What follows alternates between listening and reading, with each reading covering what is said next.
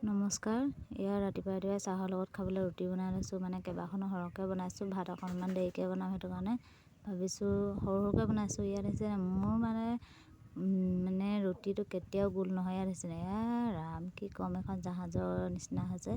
মানে আচৰিত, কোনো দিন মোৰ ৰুটি গোল নহ'ল আৰু এনেকৈ মানে চাৰিচুকীয়া তিনিচুকীয়া। মোক ক'ৰবাত যদি এনেকৈ ৰুচি পুৰি বনাবলৈ, তাত মানে ৰুটি বনাবলৈ কয়, মই কেতিয়াও নবনাওঁ নহয়, একদম এই ৰকম।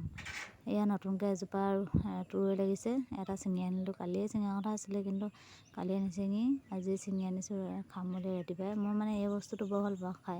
তুৰৈ 3জোপামান হৈছে, তাৰে এজোপা প্ৰথম লাগিছে। এয়া ছোৱালীজনী দিলোঁ, গুচাচোন, তাইকো কিছুমান কাম মাজে মাজে শিকাই আছোঁ। মানে যিহেতু মোৰ মানে কেতিয়াবা যি টি মাথা কামুৰি থাকে, শুই থাকিবলগীয়া হয়, মানে কামৰ ৰাতিপুৱা সময়খিনি টনাটনি, সেইটো কাৰণে তাইকো এইটো গুচাবলৈ দি মই ভাবিছোঁ অকণমান ভিডিঅ' কৰি থওঁ। মুখখন বন্ধা কৰি আছে, কেমেৰাটো তোলালে ইমানেই বেয়া পায়, মানে কি ক'ম আৰু। এয়া সুধি আছে কেনেকৈ কাটিম, কি কৰিম। তাইকো অকণমান শিকাইছোঁ মানে কামবোৰ। গৰম বন্ধ যিহেতু ঘৰতে আছে, ক'ৰবালৈ যাবলৈ লাগে, ঠেহ পাতি আছে। সেইদিনা মাহীয়েকে শিৱসাগৰখন ফুৰাই আনিলে, তথাপি মানে সন্তুষ্ট নহ'ল আৰু মানে হ'লেও আৰু শিকাইছোঁ। এই শাক কাটিবলৈকে শিকাই আছোঁ। মানে নতুন নতুন কামবোৰ কৰিবলৈ দিওঁ, কেলৈ যি টি কামবোৰ কৰি থাকিবলৈ দিওঁ, নহ'লে মানে অকল মোবাইল চোৱা ধান্দা লগাই থাকে। সদায় মানে আহিব ক'ৰবাৰ পৰা মোবাইল চাব, কিবা এটা ভাত খাই হ'ব মোবাইল চাব, চিধা মানে মোবাইলত ইমানেই ৰাপ হৈছে। সেইটো কাৰণে ভাবিছোঁ মই মানে কামত লগাই থৈ দিম, লাগিলে মই কেমেৰাটো উটুৱাই থাকিম, যি টি এনেই ধেমালি কৰি থাকিম। কালি মানে ইমান বেয়া জোৰকৈ মোৰ বাওঁ হাতখন পকাই দিলে, মানে কি ক'ম আৰু। এনেকুৱা ছোৱালী মানে ইনষ্টাগ্ৰামৰ ৰিলচ এটা বনাই মানে তাইক মানে এনেই ধেমালিতে এইটো দি দিম বুলি কৈছিলোঁ।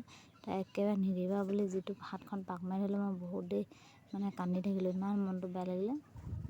সেইটো দুখতে মানে আধা ঘণ্টামান মই কান্দি থাকিলোঁ, ইমান বেয়া লাগিলে। মানে ছোৱালীটোৰ কাৰণে ইমান কষ্ট কৰিছোঁ, ইমান মানে কিবা এটা কৰ বুলি, কিবা এটা তোৰ হওক বুলি চিন্তা কৰিছোঁ, তই আকৌ এনেকৈ কৰিছে। মোৰ মানে এনেই দেহা ঠিক নাই, তাতে আকৌ দিলে হাতখন পকাই, মানে ইমান বেয়া লাগিলে।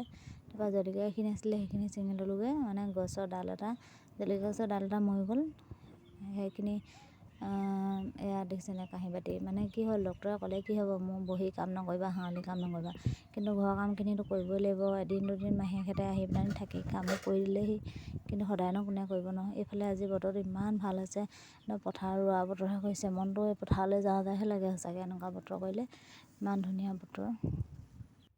তাৰপৰা ভাত পানী খাই আজৰি হ'লোঁ। আজৰি হৈ দুপৰীয়া সময়খিনিতে এয়া আমাৰ নবৌ আৰু ভতিজাজনীয়ে ৰুই আছিলে পথাৰত। ভাবিলোঁ অকণমান পথাৰলৈ যাওঁ, আলিবোৰ যিহেতু শুকান হ'ল, যাব পৰা হ'ল। সেইটো কাৰণে আলিলৈ যোৱাহে, বোকাত নামিব নোৱাৰে, এনেকুৱা ভৰি বিষ মানে। সেইটো কাৰণে পথাৰলৈ গ'লোঁ চাহ দিম বুলি। ইমান মনটো ভাল লাগি আহিলে মানে পথাৰলৈ গৈ। এয়া নবৌৱে ৰুই আছে, ইমান খৰকৈ ৰুইছে মানে দেখি মোৰ ৰুওঁ